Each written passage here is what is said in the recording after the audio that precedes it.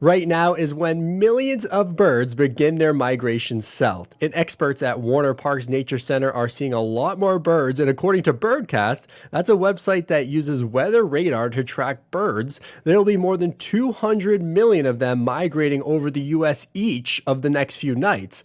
According to avian biologist Jenna Atma, many of these birds use the northerly winds in the forecast to help them fly south. So it depends based on the bird's ability and their fitness and whether or not they're ready to go. Some birds, if they're feeling strong enough and they've built up their fat reserves, they might take off no matter what the wind situation is like. But other birds, if they're a little more underweight or they haven't quite built up those fat reserves yet, they might stick around a little bit and build those up until they get a good wind. And then they're just like, all right, we're going to take advantage of this. And they're just going to go with the good tailwind. She says, along with the birds that are in Tennessee year round, there are many more migratory birds that have shown up in the last few weeks. There's been a lot of Swainson's thrushes and some other thrush species that are migrating through right now.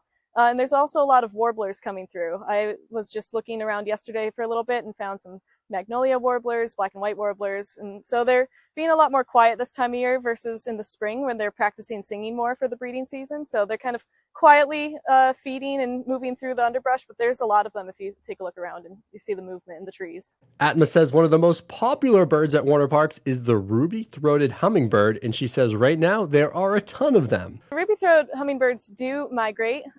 Tennessee in this area here is one of their many breeding grounds. They'll go as far north as like the northern U.S., southern Canada area for the breeding grounds, and so they'll kind of range all over the eastern U.S. area for their breeding grounds, and then they migrate down to Central America for the winter, and kind of the southern area of the United States. There'll be some in the winter as well. So we do have them here year round. They're here or mostly in the summer. We have them here in the summer, but we have more of them now because a lot of those birds that are from the more northern areas of their breeding grounds are also migrating through this area at the same time. So we have a little bit of a higher density of hummingbirds right now because of migration. She says Warner Parks is known for their hummingbird banding, and she says there are signs that these birds are starting to prepare for their long journey south. We are banding hummingbirds. We actually had hummingbird banding at the Warner Park banding station today. We caught 32 hummingbirds.